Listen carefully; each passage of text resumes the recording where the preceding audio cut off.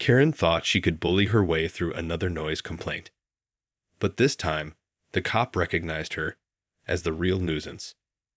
Now, with her reputation on the line, she'll risk everything to silence the neighbor who exposed her shameful secret. Karen stormed out of her house, clutching her phone. She jammed the keypad, fuming as the line rang. Yes, hello. There's a disturbance at 1234 Maple Street. Loud music, screaming, a whole 9 yards. She glanced next door, grinding her teeth. I demand you send an officer immediately. Within minutes, the telltale flash of red and blue lights pierced the twilight. Karen watched from her porch as the patrol car pulled up. The driver's side door swung open, and a familiar face emerged. Mrs. Wilkins, the officer said, approaching her. I'm surprised to see you making another noise complaint. Karen's chest tightened. Officer Ramirez, I wasn't expecting you. She forced a smile. There's an unruly neighbor playing music at an ungodly hour. I need you to make them stop. Officer Ramirez regarded her coolly. I see. And which neighbor would that be? Karen gestured next door. The Hendersons. They've been causing problems for weeks. The officer's brow arched. The Hendersons, He turned, surveying the quiet street. Strange. I don't hear any music or disturbance at all. Karen's eyes narrowed. Well, it was there a moment ago. I promise you. Uh-huh. Officer Ramirez nodded slowly. You know, Mrs. Wilkins, I have a pretty good memory, and I seem to recall responding to several noise complaints at your address over the past year. Karen's face flushed. That's preposterous. I'm a model neighbor. Is that so? The officer's lips thinned. Because I distinctly remember your neighbors complaining about your raucous late-night parties. Not to mention the time you called the station to report your own dog barking. Karen's mouth opened and closed soundlessly.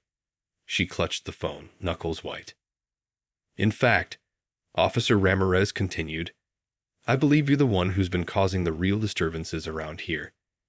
He fixed her with a stern gaze. Am I right? Karen's eyes darted side to side as she struggled to find the words. I don't know what you're talking about. This is outrageous. Is it now? The officer's expression hardened. Look, Mrs. Wilkins, I've had enough of your games. If I get one more complaint about you harassing your neighbors, I'm going to have to issue a formal warning. And the next time, it'll be a citation. You understand? Karen's lips pressed into a thin line. I don't appreciate your tone, Officer Ramirez. I pay my taxes, and I deserve to live in a peaceful community. That's the thing, Mrs. Wilkins. The officer shook his head. You're the one who's been disrupting the peace. If you want to keep living here, I suggest you start being a better neighbor. With that, he turned and headed back to his car. Karen watched, fuming, as he drove away. She clenched her fist around the phone, her knuckles turning white. This isn't over, she muttered, glaring at the Hendersons' house. Not by a long shot. The next morning, Karen marched over to the Hendersons' front door, her face set in a determined scowl. She jabbed the doorbell, waiting impatiently until the door swung open to reveal a puzzled-looking Mrs. Henderson. Mrs. Wilkins, the woman said, her brow furrowing. Can I help you with something? Karen didn't waste any time with pleasantries. I want you to keep that music down from now on, she demanded. I'm not going to tolerate any more of your noise disrupting this neighborhood. Mrs. Henderson blinked in surprise. Music? I'm not sure what you're talking about. We haven't been playing any. Don't give me that, Karen snapped. I called the police on you last night, and they're already aware of your behavior. The other woman's expression shifted to one of bewilderment. The police? But we weren't. Save it, Karen interrupted, holding up a hand. I know your kind. You think you can just move in and do whatever you want, with no regard for the people around you. She leaned in, her eyes narrowing. Well, Let me make this crystal clear. I won't stand for it. If I hear so much as a peep out of your house after 8 p.m., I'll be calling the cops again. And trust me, they'll be more than happy to slap you with a noise violation. Mrs. Henderson opened her mouth to respond, but Karen had already turned on her heel and was stomping back toward her own house.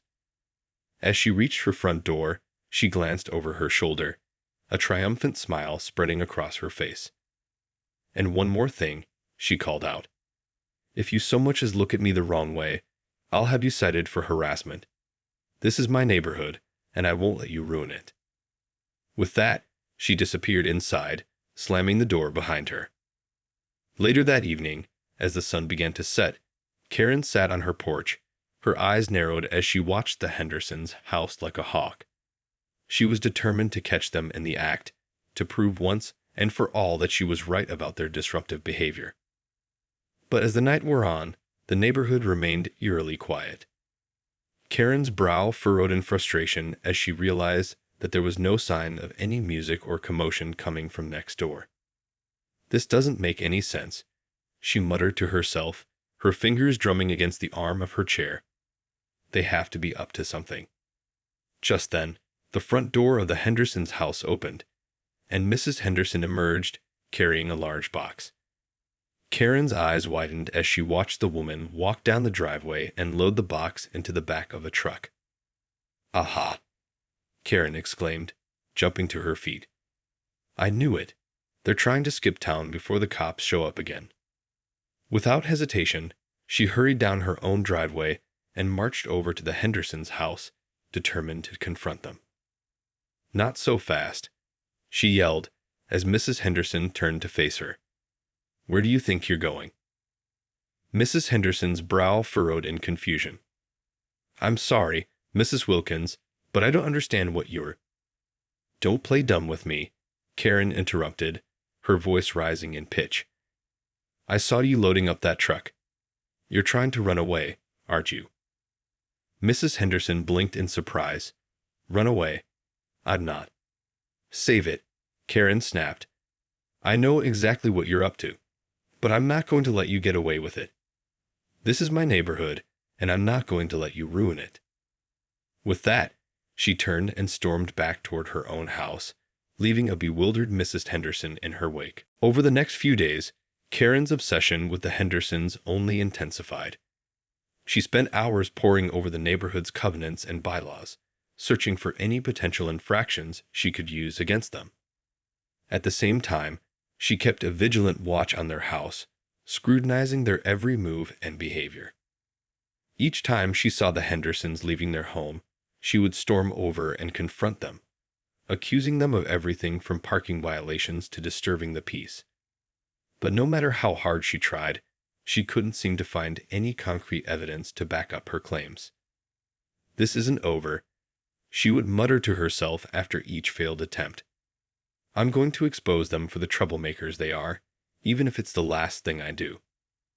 One afternoon, as Karen was returning home from a trip to the grocery store, she noticed a moving van parked in front of the Hendersons' house. Her eyes narrowed as she watched the movers carefully loading up the family's belongings. Aha!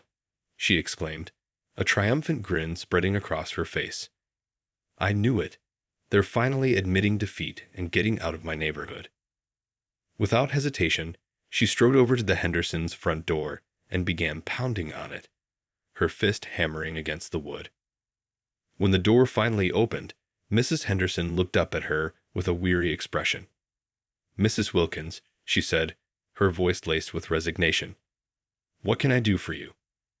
You can start by telling me why you're moving out, Karen demanded, her eyes flashing with a mixture of triumph and anger. Mrs. Henderson sighed. Well, to be honest, we've just had enough of the constant harassment from you and the other neighbors. It's been making life here very difficult. Karen's brow furrowed in confusion. Harassment? What are you talking about? You know exactly what I'm talking about, Mrs. Henderson replied, her voice rising slightly. The constant complaints, the threats, the way you've been trying to make our lives miserable ever since we moved in. Karen's mouth opened and closed as she struggled to find the words. But I was just trying to keep the peace in this neighborhood, she stammered. You people have been disrupting the quiet and... Disrupting the quiet? Mrs. Henderson interrupted, her eyes narrowing. We haven't done anything to disturb the peace, Mrs. Wilkins. In fact, we've been the model neighbors. But you've been making our lives hell ever since we moved in. Karen's face flushed with anger. That's preposterous. I've been nothing but a bully. Mrs. Henderson cut in, her voice sharp. That's what you've been. And frankly, we're tired of it. That's why we're moving out. Karen's eyes widened as the realization of what was happening sank in. But you can't do that. This is my neighborhood, and I won't let you ruin it. Mrs. Henderson shook her head, her expression hardening. This isn't your neighborhood, Mrs. Wilkins. It belongs to all of us, and we all have a right to live here in peace. She paused, fixing Karen with a stern gaze. And if you keep harassing us, we'll have no choice but to take legal action. With that, she turned and disappeared back into the house, leaving a stunned and speechless Karen standing on the porch. Karen spent the next few days in a state of turmoil, her mind racing with a mixture of anger, confusion, and disbelief. How could the Hendersons dare to defy her like this? Didn't they understand that she was the one who set the rules in this neighborhood? As she paced back and forth in her living room, her hands clenched into fists, a plan began to form in her mind. If the Hendersons were unwilling to back down, then she would have to take matters into her own hands. That evening, as the moving van was loaded up with the last of the Hendersons' belongings, Karen made her move. Waiting until the coast was clear, she crept over to the Hendersons' house and began rummaging through their trash cans, searching for any evidence that could be used against them. To her delight, she stumbled upon a stack of unopened envelopes, all addressed to the Hendersons. Quickly, she scooped them up and hurried back to her own house, a triumphant grin spreading across her face. Once inside, she carefully opened each envelope, her eyes scanning the contents for anything incriminating. And to her immense satisfaction, she found exactly what she was looking for. A series of unpaid utility bills, all addressed to the Hendersons' previous address. Aha! She exclaimed, her fingers trembling with excitement. I knew they were up to something shady. This is the proof I need to get them out of my neighborhood for good. Without wasting a moment, she marched over to the Hendersons' house, the envelopes clutched tightly in her hand. Mrs. Henderson, she called out, her voice laced with a hint of smugness. I have something I need to discuss with you. Mrs. Henderson emerged from the house, her brow furrowed in confusion. What is it, Mrs. Wilkins? Karen thrust the envelopes in her face, a triumphant smile spreading across her lips. I found these in your trash, she declared. Looks like you've been shirking your financial responsibilities, huh? Mrs. Henderson's eyes widened as she took the envelopes, her expression shifting from confusion to dismay. I don't understand. What are you? Don't play dumb with me, Karen interrupted, her voice rising in pitch. These bills are from your previous address, and they're all past due. That means you've been skipping out on your payments, probably trying to pull one over on the utility companies. Mrs. Henderson's face flushed with a mixture of embarrassment and anger. That's not true at all, she protested, her voice trembling. We've been paying our bills on time, every single month. Oh, really? Karen's eyes narrowed. Then how do you explain these? She gestured to the envelopes in Mrs. Henderson's hands. If you're such an upstanding citizen, why do you have all these unpaid bills lying around? Mrs. Henderson's lips pressed into a thin line. I don't know what to say. These must be some kind of mistake. Mistake? My foot, Karen scoffed. I think you're trying to pull a fast one on everyone in this neighborhood, and I'm not going to let you get away with it. With that, she turned and stormed back to her own house, leaving a bewildered and distressed Mrs. Henderson in her wake. Over the next few days, Karen's campaign against the Hendersons only intensified. She began making frequent calls to the local utility companies, demanding that they investigate the family's unpaid bills and take appropriate action. At the same time, she rallied the other neighbors, convincing them that the Hendersons were a threat to the community and that they needed to be driven out at all costs. "These people are nothing but freeloaders," she would declare, her eyes alight with a righteous fervor. "They're trying to take advantage of our hard-working, law-abiding citizens. We can't let them get away with it." The other neighbors, many of whom had already been sympathetic to Karen's cause, were quick to rally behind her. Soon, the entire neighborhood was abuzz with whispers and rumors about the Hendersons' supposed financial misdeeds. As the pressure mounted, the Hendersons found themselves increasingly isolated and ostracized. Neighbors who had once been friendly and welcoming now turned their backs on them, refusing to acknowledge their existence. Mrs. Henderson tried to reason with her fellow residents, insisting that the unpaid bills were a mistake and that they had always been responsible tenants. But her pleas fell on deaf ears, drowned out by the growing chorus of accusations and condemnation. "It's no use," she told her husband one evening, her voice heavy with defeat. "They won't listen to us. They've already made up their minds." Her husband, a quiet and gentle man, placed a comforting hand on her shoulder. "I'm sorry, dear," he said, his brow furrowed with concern. "I wish there was something we could do, but it seems like that woman has the whole neighborhood under her spell." Mrs. Henderson nodded, her eyes filling with tears. "I just don't understand it," she whispered. "We've done nothing wrong, and yet they're treating us like criminals." Just then, the sound of a knock at the door interrupted their conversation. Mrs. Henderson wiped her eyes and went to answer it, her heart sinking when she saw who was standing on the other side. "Mrs. Wilkins," she said, her voice laced with resignation. "What do you want now?" Karen stood on the porch, her arms folded across her chest.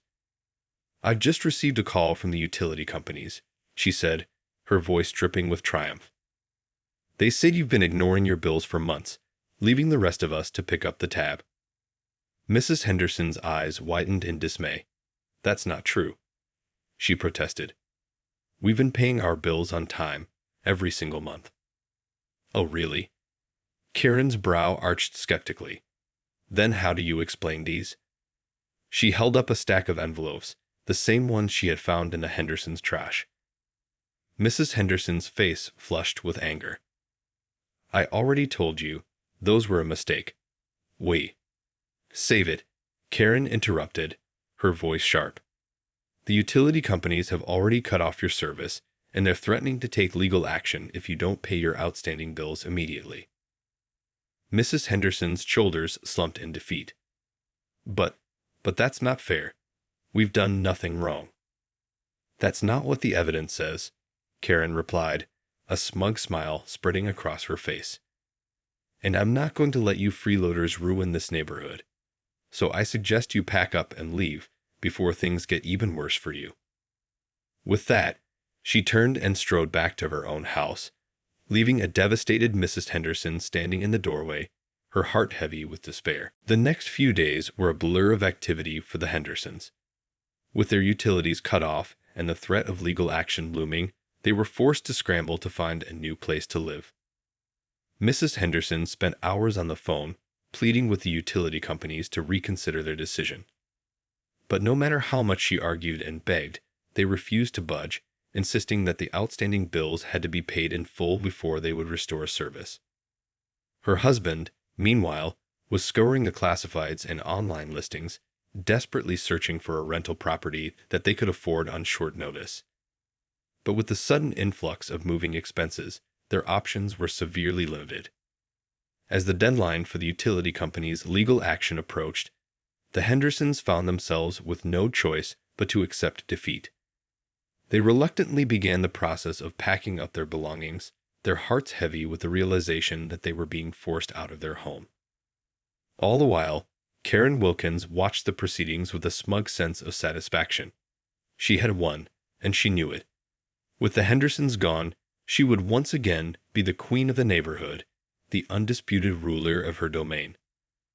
As the moving van pulled up to the Hendersons' house, Karen couldn't resist the temptation to gloat.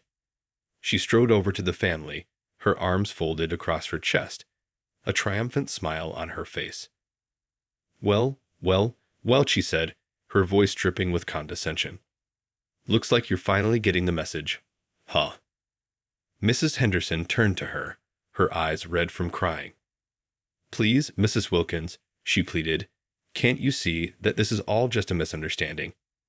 We've done nothing wrong, and we shouldn't be forced out of our home like this." Karen's brow arched mockingly.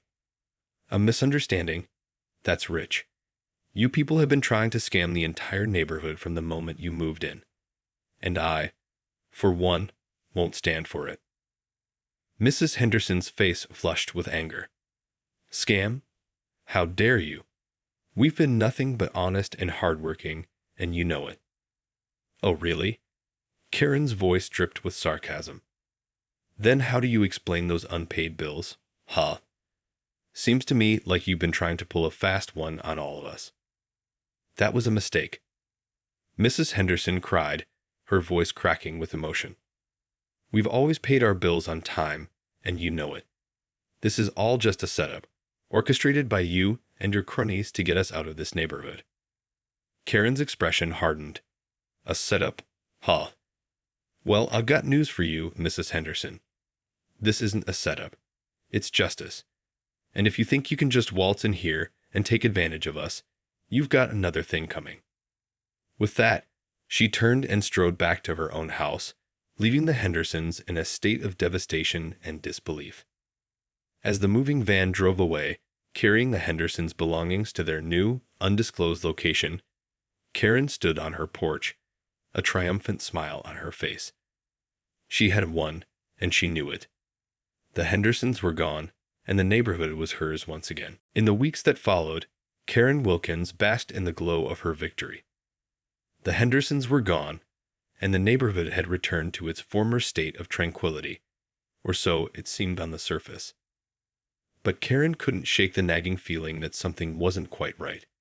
Despite her efforts to ostracize the family, a few of the other neighbors had remained sympathetic to their plight, refusing to join in the campaign of harassment and ostracization. One evening, as Karen was walking home from the grocery store, she noticed a group of her neighbors gathered on the Hendersons' former lawn. Curious, she quickened her pace, determined to investigate. As she drew closer, she realized that the neighbors were not simply congregating. They were holding a vigil. Candles flickered in the twilight, and solemn expressions adorned their faces. Karen's brow furrowed in confusion. "What is the meaning of this?" she demanded, striding up to the group. A middle-aged woman, whom Karen recognized as one of the Hendersons' staunchest supporters, turned to face her. "We're holding a vigil for the Hendersons," she said, her voice quiet but firm. "We wanted to show them that they haven't been forgotten, and that there are still people in this neighborhood who care about them." Karen's eyes widened in shock. "What? How dare you?" she sputtered. "After everything they've done, you're still supporting them." The woman's expression hardened. "Everything they've done? You mean the false accusations and the harassment that you and your friends have been subjecting them to?" She shook her head, her lips pressed into a thin line. "We all know the truth, Mrs. Wilkins, and we won't stand by and let you destroy an innocent family." Karen's face flushed with anger. "Innocent? Don't make me laugh.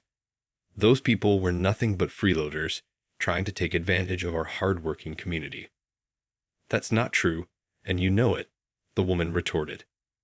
"The Hendersons have always been honest, hard-working people. It's you and your cronies who have been the real troublemakers here." Karen's eyes narrowed. "How dare you? I am the one who keeps this neighborhood running smoothly." "You're the one who's been disrupting the peace," the woman interrupted, her voice rising in volume. "With your constant complaints, your false accusations, and your bullying tactics. You're the one who's been tearing this community apart." Karen opened her mouth to respond, but the woman held up a hand, silencing her. "Save it, Mrs. Wilkins. We're not going to listen to your lies anymore. The Hendersons have been wronged, and we're going to make sure that the truth comes out." With that, the woman turned and rejoined the vigil, leaving a stunned and furious Karen Wilkins standing alone on the sidewalk. As she watched the flickering candles and the solemn faces of her neighbors, Karen felt a growing sense of unease. What if she had been wrong all along? What if the Hendersons were truly innocent, and she had been the one causing all the trouble? The thought filled her with a mixture of dread and shame, and she turned and hurried back to her own house, her mind racing with unanswered questions. Over the next few days, Karen found herself increasingly isolated and ostracized within the community. The neighbors who had once been her loyal followers were now turning against her, openly expressing their support for the Hendersons and their condemnation of her actions. Karen tried to fight back, to regain control of the narrative, but her efforts were met with resistance at every turn. Whenever she confronted her neighbors, they would simply shrug off her accusations, dismissing her as a bitter and vindictive woman who had allowed her own prejudices to blind her to the truth. Desperate to salvage her reputation and her standing in the community, Karen finally decided to take drastic action. She made her way to the local police station, determined to file a formal complaint against the Hendersons and to demand that they be charged with fraud and theft. But when she arrived, she was met with a surprising response from the officer on duty, a familiar face, none other than Officer Ramirez. "Mrs. Wilkins," the officer said, his brow furrowing in a mix of surprise and skepticism. "What can I do for you today?" Karen took a deep breath, trying to compose herself. "Officer Ramirez, I need to file a complaint against the Hendersons. They've been defrauding the utility companies and stealing from the rest of us in this neighborhood." Officer Ramirez's expression hardened. "I see. And what evidence do you have to support these allegations?" Karen quickly recounted the story of the unpaid bills and the Hendersons' hasty departure. But as she spoke, she could see the officer's skepticism growing. "Mrs. Wilkins," he interrupted, his voice firm, "I'm sorry, but I can't accept this complaint. The evidence you've presented is simply too thin to justify any kind of legal action." Karen's eyes widened in disbelief. "But Officer Ramirez, you know what kind of people the Hendersons are. They're nothing but trouble, and they need to be held accountable." The officer shook his head, his expression impassive. "I'm sorry, but that's not how the law works. Unless you can provide us with concrete, verifiable evidence of wrongdoing, there's nothing we can do." Karen opened her mouth to protest, but the officer raised a hand, silencing her. "Furthermore," he continued, "I've been made aware of the harassment and intimidation tactics you've been using against the Hendersons and other members of this community. If I receive any more complaints about your behavior, I'll have no choice but to issue you a formal warning. And the next step after that will be a citation." Karen's face flushed with anger and embarrassment. "This is outrageous," she exclaimed. "I'm the one who's been keeping this neighborhood clean and safe, and you're siding with troublemakers." Officer Ramirez's expression remained unmoved. "I'm simply enforcing the law, Mrs. Wilkins, and from where I'm standing, it seems like you're the one who's been breaking it." With that, he turned and headed back to his desk, leaving a fuming and defeated Karen Wilkins standing in the lobby. As she made her way back home, Karen felt a growing sense of despair and frustration. She had lost everything: her standing in the community, her reputation, and her sense of control. And all because of a family of troublemakers who, it seemed, had been innocent all along.